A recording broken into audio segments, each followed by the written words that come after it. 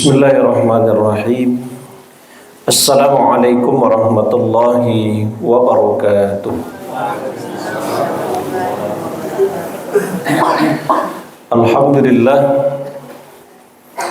alladzi anzala as-sakinata fi qulubil mu'minin liyazdadu imanan ma'a imanihim. Asyhadu an la ilaha illallah wa asyhadu anna Muhammadan abduhu wa rasuluh sallallahu alaihi wasallam la nabiyya ba'da amma ba'd. Bapak pengurus bersama jajaran kepengurusan masjid yang kami hormati, Bapak-bapak, ibu-ibu, kaum muslimin wal muslimat, jemaah maghrib peringatan Isra dan Mi'raj yang dirahmati oleh Allah Subhanahu wa taala. Pertama, kita bersyukur kepada Allah Subhanahu wa taala.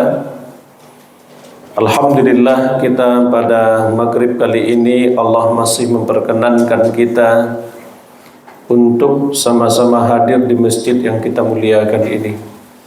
Kehadiran kita bersama dalam rangka kita memperingati Isra dan Mi'raj Nabi Muhammad sallallahu alaihi wasallam.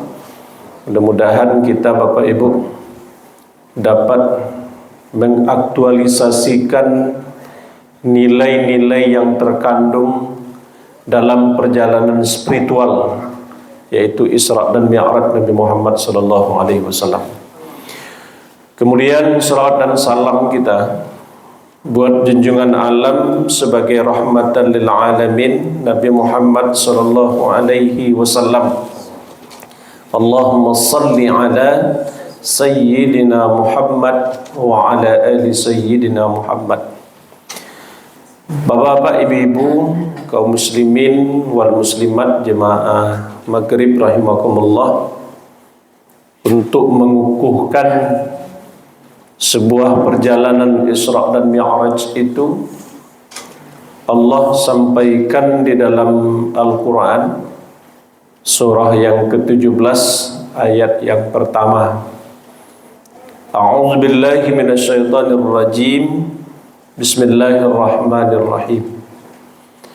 Subhanalladzi asra bi'abdihi laylan minal masjidil harami ilal masjidil aqsa alladzi barakna hawlahu linuriyahu min ayatina innahu huwas sami'ul basir. Sadaqallahul azim. Bapak-bapak, ibu-ibu, kaum muslimin rahimakumullah. Subhana. Nah, ini kalimat Bapak Ibu, biasanya kalau terdengar subhanallah itu kata orang untuk melihat keagungan Allah. Kalau ingin melihat keagungan Allah, maka ucapkanlah Masya Allah. Tetapi kalimat yang disampaikan Allah dalam kalimat subhanallah, subhanalladzi, ini merupakan bentuk penyangkalan kepada orang-orang kafir yang mereka tidak meyakini Bapak Ibu perjalanan yang dilakukan oleh Nabi Muhammad. Makanya Bapak Ibu, disucikan nama Allah. Bukan perjalanan biasa, tapi ini perjalanan yang amat sangat luar biasa. Bukan berjalan, tapi diperjalankan. Sehingga Allah menyebut subhanalladzi, maha suci Allah yang telah memperjalankan hambanya. Allah menyebut di situ bi'abdihi. Itu Bapak Ibu, kenapa Allah menyebut bi'abdihi? Sesuatu ucapan Allah itu menyebut dengan bentuk hambanya. Biasanya Bapak Ibu, untuk menjadi hamba Allah itu banyak yang mesti kita siapkan untuk menjadi hamba Allah. Kadang-kala Bapak Ibu, bagi orang untuk menjadi hamba Allah itu mudah saja. Pak pengurus, tolong buat nama ambo di dinding hamba Allah. Padahal Bapak Ibu, inyo entah hamba siapa. Karena untuk menjadi hamba Allah itu Bapak Ibu tak mudah. Karena Allah menyebut di situ Bapak Ibu bi'abdihi, diperjalankan oleh Allah hambanya. Sebagai bentuk Allah memberikan pujian yang amat sangat luar biasa. Kapan diperjalankan oleh Allah Nabi Muhammad? Kata Allah, lailam. Lailam itu Bapak Ibu, itu rentang waktunya setelah sholat Isya. Jadi Isya itu berarti sudah malam. Berarti kalau jamnya bara-barangke kita tidak tahu. Tapi yang jelas Bapak Ibu, Nabi Muhammad itu rentang waktunya dari setelah sholat Isya itu sebelum azan subuh. Azan subuh itu azan yang disebut fajar sodik. Kalau fajar kazib kan 2 kali azan subuh Bapak Ibu. Ada azan pertama, ada azan kedua. Maka yang disebut fajar itu ketika sudah azan yang kedua. Berarti kalau sudah azan yang kedua, berarti itu sudah berakhirnya malam. Berarti disebut malam itu rentang waktu. Kalau dikatakan oleh Allah lailam. Kemudian kata Allah diperjalankan oleh Allah dari Masjidil Haram. Kita baca Bapak Ibu di dalam kitab namanya Mukhtarul Ahadits. Di situ dijelaskan Bapak Ibu di mana Nabi Muhammad sebelum berangkat itu Isra dan Mi'raj. Karena ini 2 yang disebutkan. Pertama Isra, yang kedua Mi'raj. Ada nama surat dalam Al-Quran Ma'arij, tempat naik. Berarti Mi'raj itu dia naik Bapak Ibu, bukan turun. Nah, jadi Bapak Ibu yang berbahagia, Nabi Muhammad itu bersandar. Ada yang menyebutkan dalam riwayat Nabi itu berbaring, ada yang menyebutkan bersandar di dekat Ka'bah. Jadi Nabi Muhammad itu bersandar di dekat Ka'bah, berbaring.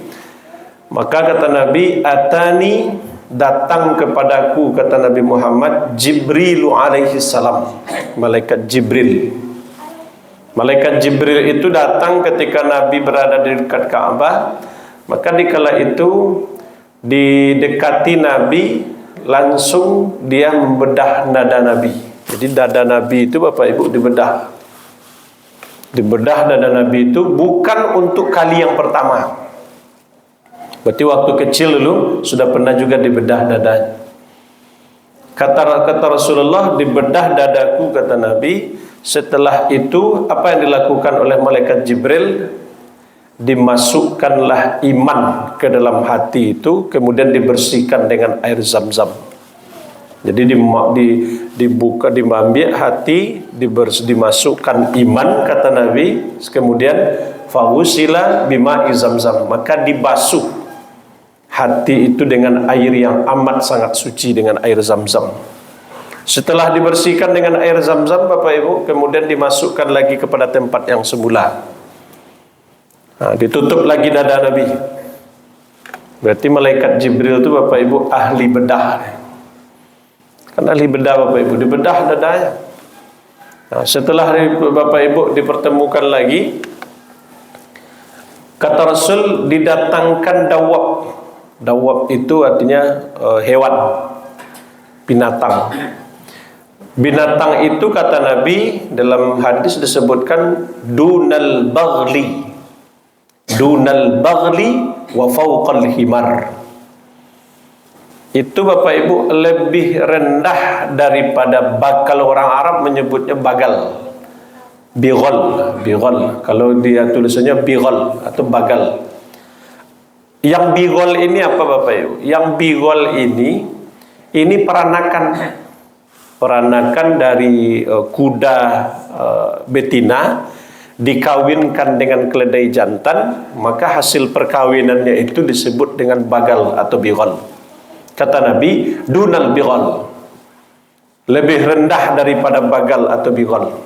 Wa fawqal himar, tapi lebih tinggi daripada keledai. Berarti Bapak Ibu, lebih rendah daripada peranakan kuda dengan keledai, lebih tinggi daripada himar. Kata Nabi, warnanya abiyat. Abiyat itu putih. Makanya ibu bapak celiklah dibuat orang kudo bersayap tapi warnanya putih. Sebetulnya itu gambarannya karena yang disebut namanya itu adalah buraq. Buraq itu Bapak Ibu terambil dari dalam bahasa Al-Quran barkun.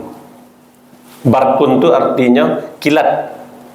Makanya ada dalam Al-Quran wa ra'dun wa barkun. Petir, kilat. Berarti kalau kilat Bapak Ibu, kalau orang belajar fisika, berapa kecepatan kilat itu Bapak Ibu? Kan capek.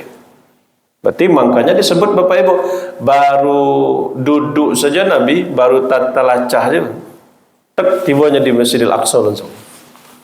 Begitu cepatnya Bapak Ibu. Perjalanan Isra itu Bapak Ibu. Duduk ya, tiba langsung di Masjidil Aqsa. Nah itu Bapak Ibu yang berbahagia, itu alam nyata baru. Nah, alam yang ditempuh itu satu itu nampak oleh mata kepala kita, tapi begitu cepat. Nah, setelah sampai Nabi di Masjidil Aqsa, Bapak Ibu, apa yang dilakukan Nabi di situ, Bapak? Ada yang menyebutkan dalam satu riwayat Nabi mengimami beberapa nabi dekat Masjidil Aqsa ini. Jadi Nabi mengimami Bapak Ibu sebelum berangkat untuk menjemput perintah solat ini berapa yang akan ditegakkan. Di solat itu bukan tidak ada, sebenarnya sudah ada, tapi ketentuannya itu Bapak Ibu bara jumlahnya tuh. Akhirnya Bapak Ibu dibuatnya di Masjidil Aqsa, kemudian kata Nabi dia naik kepada langit dunia yang pertama. Tiba di langit dunia yang pertama, bukan langsung di atas langit itu Bapak Ibu, tapi langit itu punya pintu. Makanya di pintu itu diketok pintu langit. Siapa yang mengetok? Malaikat Jibril. Fastaftah, mohon kata malaikat Jibril untuk dibukakan pintu sama, pintu langit.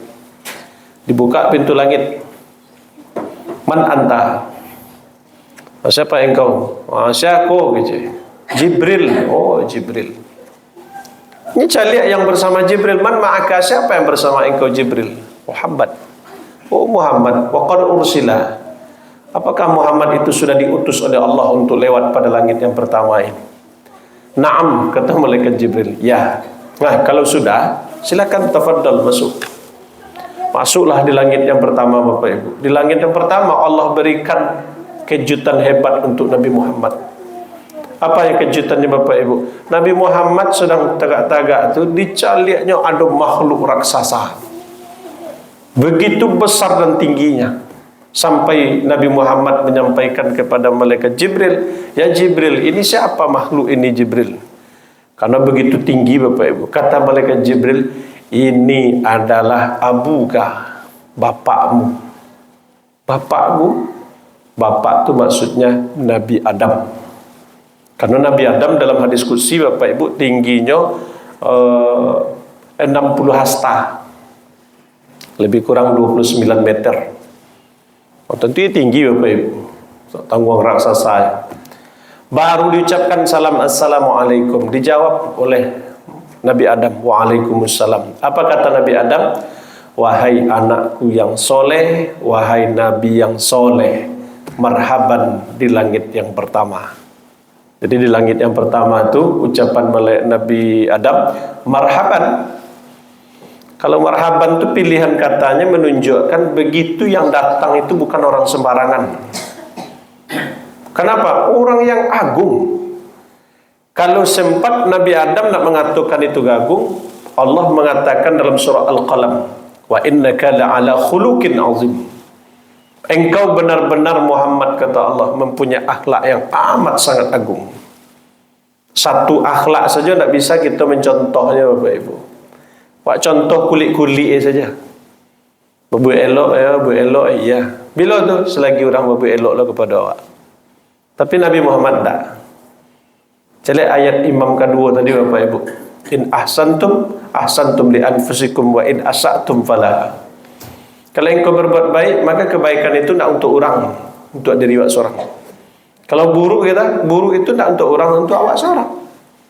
Nabi Muhammad tak peduli Bapak Ibu mau elok orang kepadanya, mau buruk kepadanya, tetap dengan satu prinsip, yaitu adalah baik. Yang datang itu bukan orang sembarangan, orang agung. Makanya disampaikan, wahai Nabi yang soleh, Nabi Adam, Nabi pertama, Nabi yang sudah sekian rentang abadnya meninggalkannya, akhirnya, wahai Nabi yang soleh, selamat datang di langit yang pertama. Kalau riwayat banyak menyebutkan Isra Mi'raj, ada yang Nabi mencari orang yang mandi di seperti di sungai, di danau, di tempat-tempat yang darah seseluruhnya. Akulah orang-orang yang dulu di dunia mada di sekecian haram juga rajun. Ada yang Bapak Ibu baru ditanamnya tumbuh langsung. Sudah tumbuh Bapak Ibu dipetik langsung. Sudah tu habis tumbuhnya balik. Kok mudah itu? Ada apa ini Jibril? Kok ada manusia mudah itu? Aku orang dulu di dunia dan rajin sedekah. Kurang kalau sedekah Bapak Ibu kan Allah menyebutkan. Apa kata Allah? Riba itu dihanguskan, dimusuhi oleh Allah, hangus dia. Tak berkembang. Tapi kalau sedekah itu tumbuh dan berkembang. Kiranya Bapak Ibu pas ditanam tumbuh, pemetik dapat hasil langsung. Pas ditanam tumbuh lah balik. Pada itu tadi kenikmatan yang dapatkan bagi orang yang sedekah. Bermacam ragam Nabi diperlihatkan oleh Allah Subhanahu Wa Taala. Masuk lagi berangkat kepada langit yang kedua. Langit kedua diketok lagi Bapak Ibu. Tiap-tiap langit itu diketok terus diketok. Fastaftah, mohon dibukakan pintu langit. Di langit yang kedua itu ketemulah Nabi Muhammad dengan dua nabi disebutkan, Yahya dan Isa. Jadi Nabi Yahya dan Isa itu Nabi ketemu pada langit yang kedua. Apa kata Nabi Muhammad? Kata Nabi Muhammad, kau saya Jibril, kau Yahya dan Isa. Assalamualaikum. Waalaikumsalam. Apa katanya? Wahai saudaraku yang soleh, wahai nabiku yang soleh. Saudara disebut. Kalau tadi anak sebut. Kalau ikut saudaraku yang soleh, nabi yang amat soleh. Selamat datang di langit yang kedua. Kalau disebut Bapak Ibu, berapa rentang langit pertama dengan kedua kalau ditempuh perjalanan? Ada yang menyebutkan sampai 500 tahun.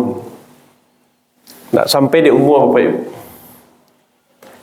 Dan sorga nanti disiapkan oleh Allah seluas langit dan bumi. Kira-kira berapa kadang tu? Ka'ardis sama'i wal ar, kata Allah dalam surah Al-Hadid ayat yang ke-21. Itu kata Allah, sabiqu ila maghfiratin min rabbikum wa jannatin arduha ka'ardis sama'i wal ar. Kata Allah, luas, kata Allah, seperti luasnya seluas langit dan bumi. Langit dan bumi. Satu langit saja Bapak Ibu menempuh perjalanan 500 tahun. Dan yang kedua 500 kali 7, 5 kali 7. Bara banyaknya Bapak Ibu, luasnya. Tambah lagi bumi. Di bumi saya kini tak pernah terdengar. 8 kuburan di bumi pindahlah ke bulan ni kan tak pernah terdengar. Tak pernah Bapak Ibu. Cukup sekadang bumi saja, tinggallah di bumi orang-orang apa. Luas, karena itu penghargaan Allah. Begitu luasnya langit Bapak Ibu. Di langit kedua itu lanjut lagi perjalanan. Langit ketiga, ketok lo pintu langit, ditanyanya siapa? Jibril. Saya bersama engkau Jibril Muhammad lah, diutusnya untuk masuk di langit yang ketiga. Allah, naam. Masuk. Langit ketiga bertemu dengan Nabi yang gagah.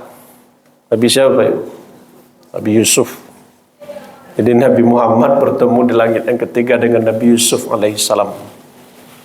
Disambutnya saudaraku yang soleh, Nabi yang soleh, marhaban ya Muhammad. Bara Bapak Ibu, kalau Nabi saja memuji kedahsyatan akhlak Nabi.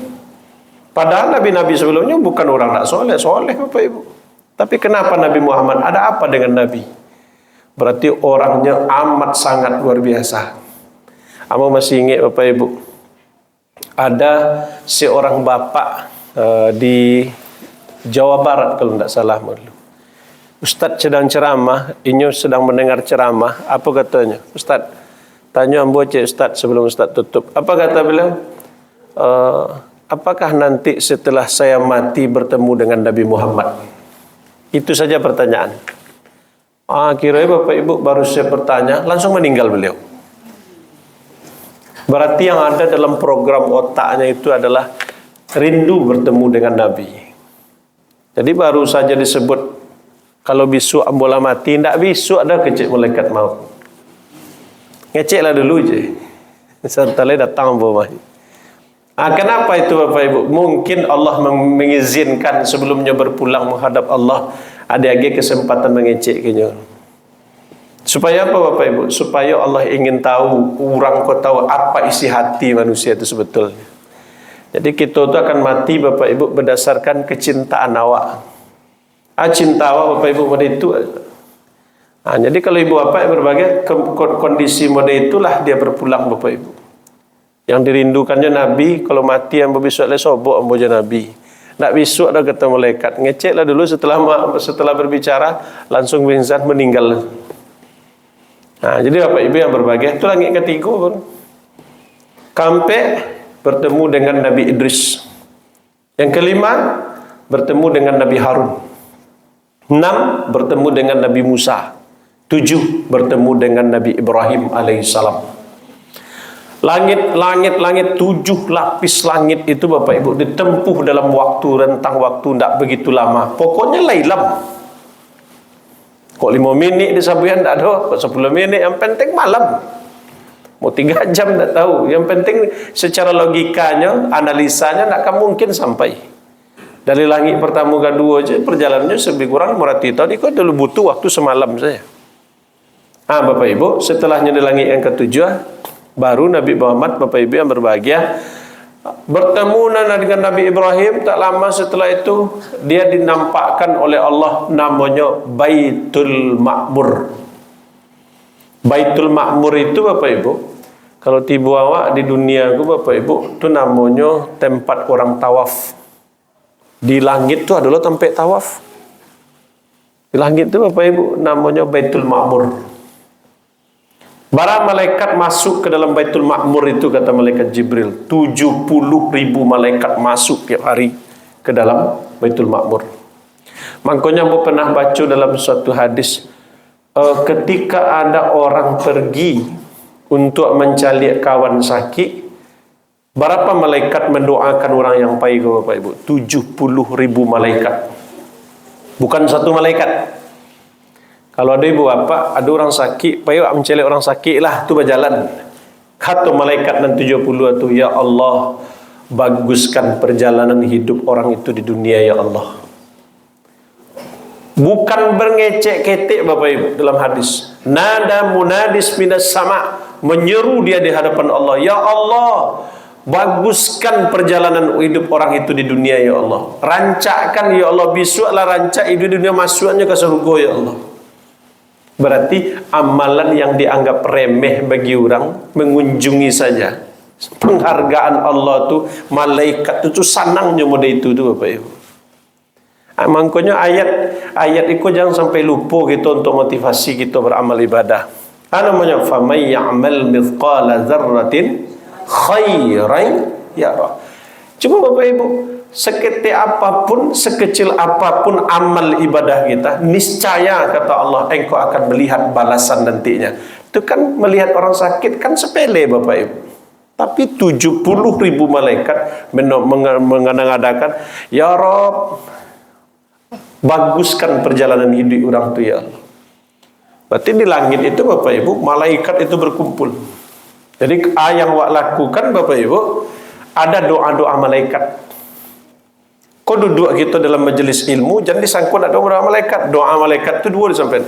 Allahumma ghfirlahu, Allahumma arhamhu, ampuni dosanya, rahmati ya Allah. Banyaknya malaikat, berapa luasnya apa tu langit tu. Malaikat itu masuk. Sesampai di Baitul Ma'mur, sebelum berangkat untuk kepada Sidratil Muntaha, diletakkan dek malaikat Jibril di hadapan Nabi Bapak Ibu. Nyata modego. Aku cek malaikat Jibril, Muhammad, ini ada 2 minuman Muhammad. Silakan minum. Diminumlah Bapak Ibu, nyambil Nabi Muhammad, dia minum langsung. Apa kata malaikat Jibril? Engkau telah meminum fitrah agama engkau Muhammad. Kenapa yang diletakkannya? Yang cek laban dan cek khamar. Kalau engkau minum yang ini wahai Muhammad, kata malaikat Jibril, engkau akan dalam keadaan mabuk, engkau dalam keadaan teler. Kalau engkau teler Muhammad menemui Allah dalam keadaan mabuk, bukankah Allah sudah melarang dalam Al-Quran, wala taqrabus shalah wa antum sukara? Jangan kamu salat ketika engkau dalam keadaan sukara, dalam keadaan akal tidak normal. Tak normal. Jangan salat, kata Allah, dalam keadaan mabuk. Ibu-ibu, bapak lah pernah mencelik orang mabuk salat? Tak pernah. Alun lah ya, mula pernah. Ambo pernah apa ibu? Sebab kayak ambo kuliah dulu. Kayak kuliah. Ambo buka pintu subuh. Ambo tinggal di masjid tu, tinggal subuh. Di Puri ambo tinggal, Pak. Di Puri itu ibu bapak semua tahu salat. Lah ustaz saya ditusuk palonya pernah tusuk palonya, nak nama lalu tusuk ke palo tu. Ambo buka pintu masjid. Ambo kunci pintu. Tak nama bukan, nyobai pintu kacau tu, pacar kacau. Ambo dak takut, ambo buka, saya masuk lah Pak. Barunya solat Bapak Ibu, orang mabuk solat. Itu yang pertama mau lihat. Allahu Akbar. Bismillahirrahmanirrahim. At-tahiyatul mubarakatus salawatut thayyibah. Selesai solat sampai tagak wajib. Sampai tagak selesai solat, Pak. Nah tentu dah dibacanya. Nah Al-Fatihah yang dibaca, at-tahiyatul dibaca ketika tagak. Nanti orang mabuk kok lagi tahu je bacaannya, cuma nak tahu di mana posisinya dah. Tahu Bapak Ibu at-tahiyatul bacanya? Tahiyatul Bapak Ibu nya baca wadduha qul huwallahu ahad. Kemana lari? Lari. Amo dia saja tak tahu. Nya sebabnya lain Bapak Ibu. Lah selesai solatnya kecilnya, kita bayazan lagi. Karena waktu solat akan masuk. Nya solat tadi. Mangkonya tak boleh ada Allah dalam keadaan demikian. Mangkonya Nabi Muhammad, engkau telah meminum fitrah agamamu Muhammad. Engkau minum susu. Kalau dulu ada nyanyian apa? Ketika ketek-ketek ada nyanyi dulu. Namanya madu di tangan kanan, racun. Nah, kan ada nyanyi dulu kan, Bu? Madu di tangan kananmu, racun di tangan kirimu, kan ada begitu. Artinya nan elok itu di tangan kanan dan buruk itu tangan kiri, kan begitu. Madu je racun. Kira-kira ibu kalau dipilihnya dan dua tu marah cak madu atau racun? Oh, di madu, suka di madu atau di racun? Kalau di madu lain pun ni Bapak Ibu. Jadi racun itu Bapak Ibu, racun itu mematikan. Kuntung nak dimakan ni Nabi, tak diminum ni Nabi. Tapi diminumnya fitrah. Kau fitrah agama engkau. Jadi kalau orang narkoba gini, mabuk Bapak Ibu, itu bukan fitrah agama kita. Fitrah itu adalah Nabi itu dari dulu menyodorkan minuman dari susu kambing. Kenapa susu? Kesehatan. Berarti yang ikut rusak dia. Makanya diingatkan oleh Allah, wala taqrabus shalah. Jangan kamu dekati solat jika engkau dalam keadaan sukara. Mabuk kamu jangan sampai di solat. Nak jale dah. Kenapa Bapak Ibu? Karena syarat solat itu ada Islam, ada baligh, ada akal. Akal orang mabuk itu tak sempurna. Tak bisanya solat. Makanya anak-anak tu Bapak Ibu akalnya belum sempurna. Makanya sedang solat larinya. Dan sempurna. Kalau ada juga orang Bapak Ibu lagai gara-gara solatnya, berarti akalnya sedang tak sempurna. Lagai solatnya gara-gara. Nah jadi Bapak Ibu, dah tibanya di situ diminumnya, berangkat engkau. Muhammad, kata malaikat Jibril, ambo cukup sampai di siku saja. Dari siku engkau kepada Sidratul Muntaha, engkau bersendiri aja. Kenapa kok sendiri Bapak Ibu? Sanggup dalam surah An-Najmi, apa kata Allah? Walaqad ra'ahu nazlatan ukhra inda Sidratil Muntaha. Sungguh kata Allah, dari kejauhan itu Bapak Ibu, dari kejauhan sungguh Nabi itu melihat di kali yang ke lain, melihat di malaikat Jibril itu dengan wujud yang sebenarnya. Di mana kata Allah? Di Sidratil Muntaha. Jadi Nabi dari kejauhan Bapak Ibu nyecali, iko kiranya malaikat Jibril. Bukan kali pertama Bapak Ibu, dicalinya lah kali kedua, iko dari kejauhan dicalinya malaikat Jibril. Tibalah Bapak Ibu di Sidratil Muntaha. Dia dia Allah oleh-oleh. Oleh Bapak Ibu Muhammad, kata Allah, aku adu dan engkau solat tegakkanlah sebanyak khamsuna, 50 rakaat tegakkanlah solat. Nyambil Nabi Muhammad na 50 itu pesan Allah. Nah, tapi kira Nabi Muhammad kasih ambo ke mengadu. Di situ gambarannya Bapak Ibu. Painyo kepada langit yang ke-6, baliknya ke bawah, tiba di langit yang ke-6. Itu dalam riwayat diceritakan demikian. Tibanya langit yang ke-6 bertanya oleh malaikat oleh Nabi Musa. Apa kata Nabi Musa? Ya Muhammad, berapa engkau diberikan oleh Allah dengan perintah Allah itu salat? Sebanyak 50 rakaat wahai Musa. Wah, tidak sanggup telah. 50 rakaat disuruhnya umatmu salat dengan menggunakan sanggup. Itu caranya minta keringanan. Takhfif namanya Bapak Ibu. Tak keringanan kepada Allah. Balik kata oleh. Sebanyak itu bolak-balik Bapak Ibu. Sebanyak itu bolak-balik. Minta keringanan balik. Bolak-balik ke langit yang ke-6. Tujuannya Bapak Ibu, tak kataluk di umat engkau Muhammad. Tak taluk pada itu solat yang ditegakkan. Di ambo ia terasa Bapak Ibu. Ramadan contohnya. Ramadan coba cari lihat. Solat 23, ada yang solatnya ampe 3. Dan ampe 3 kau dicari je murah lah Bapak Ibu. Ampe 3 di situ tu lama ayatnya, panjang ayatnya. Yo, dan di mana pendek ayatnya di sinan asinan solat. Lai 2 baliknya cari je Bapak Ibu. Lai sama rakatnya cari orang nampilan pendek ayat. Bukan apa? Karena tak sanggup. Makanya Bapak Ibu ada di Jawa tu kan ada Bapak Ibu solat itu capek Pak.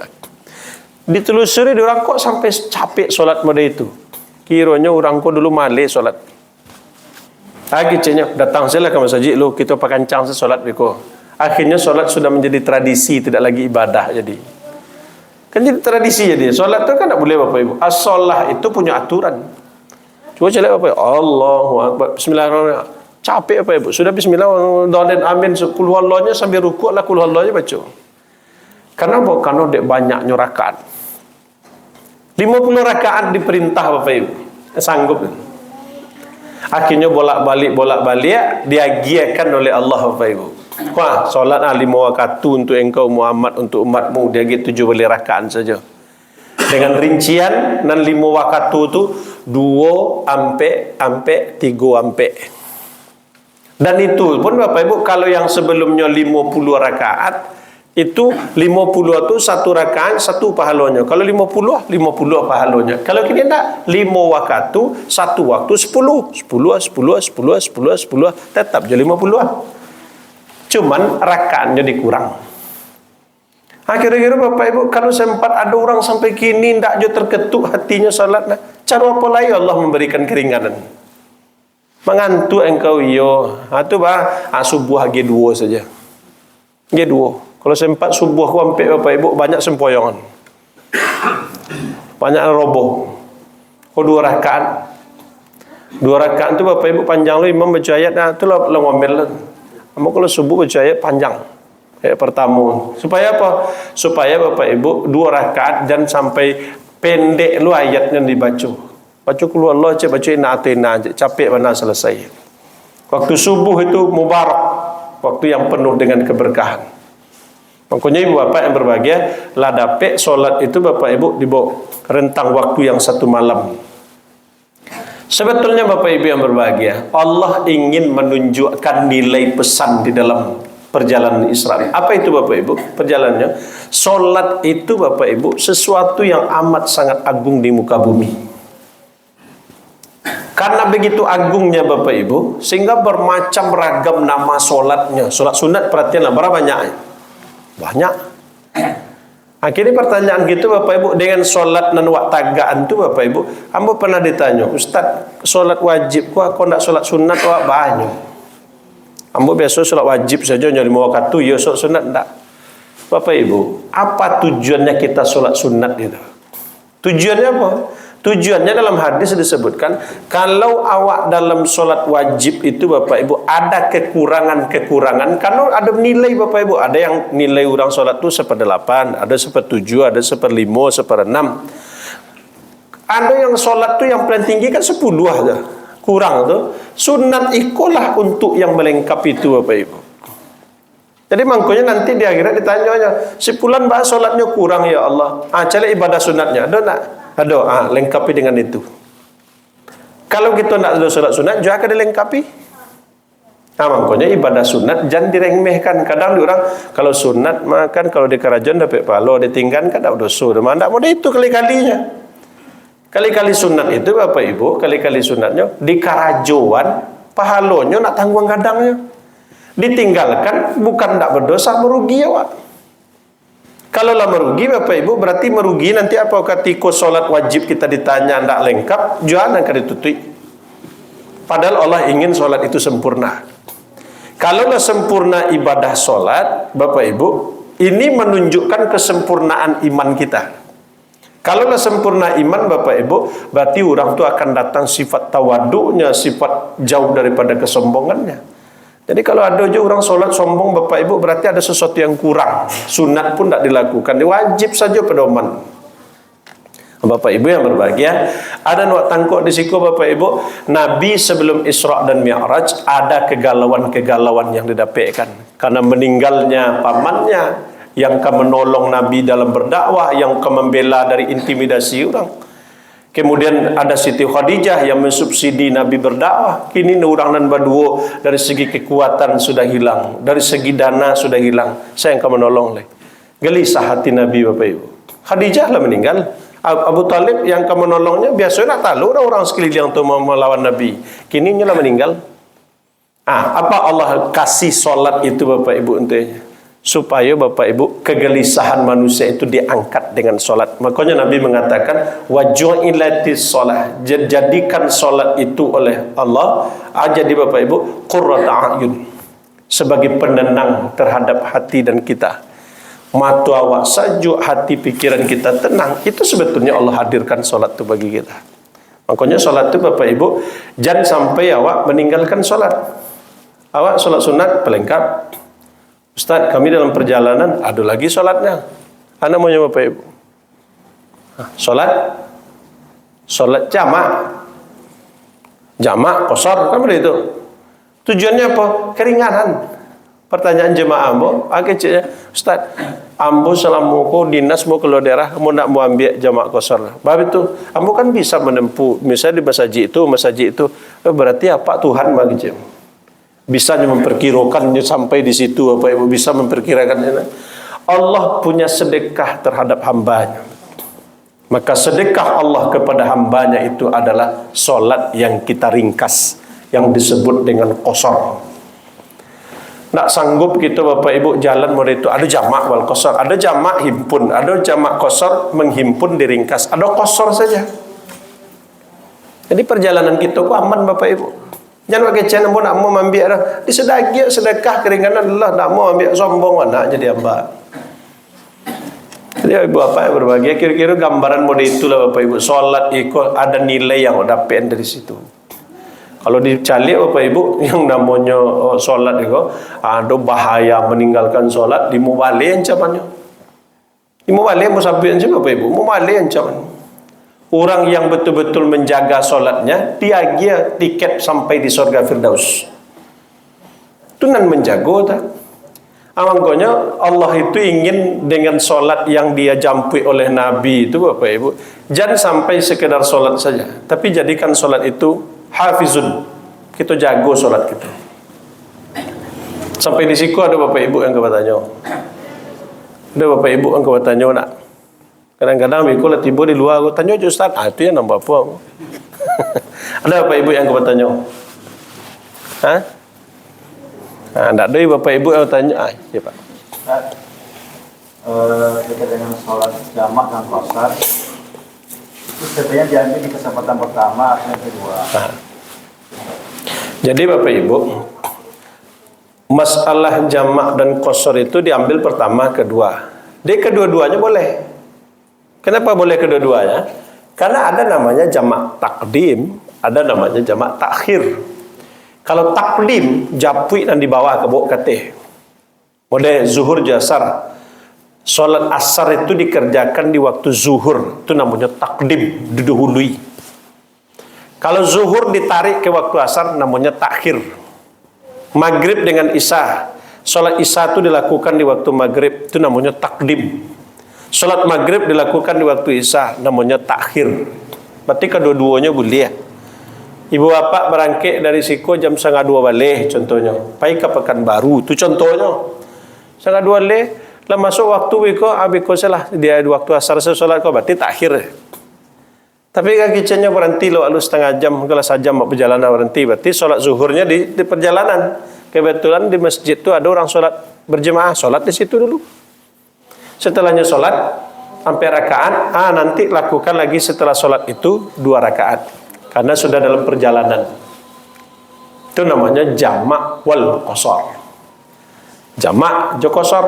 Kalau awak masih di tempat awak, namanya jamak saja, himpun sampai jo sampai. Tapi kalau lah pulang dari Tampe itu tiba di rumah tak ada jamak lagi. Misalnya ibu bapak pergi Kumbu contohnya, balik ke Padang.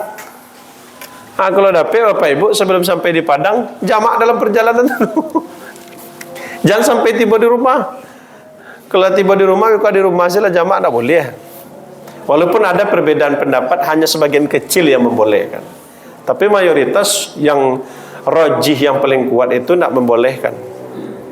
Misalnya ibu bapak dari Bukit Tinggi, tiba lu buat luang solat lah sinan. Kalau tiba sih kau tak bisa dijadikan jamak. Itu namanya kalau lah balik ke negeri mukim. Ustaz, kalau dalam perjalanan itu awak solat sunat ya Ustaz? Tak usah. Tak usah apa ibu. Ibu bapak dia misalnya tiba Bukit Tinggi, Pekanbaru contoh. Bukit Tinggi orang solat, setelah solat sunat lah tu, misalnya setelah solat maghrib solat sunat, tak usah. Kenapa? Berarti kalau tidak ada solat sunat itu tidak dapat pahala. Kata Nabi, "Iza maridal abdu aw safara kutiba lahu mislu ma kana ya'malu muqiman wa sahiha."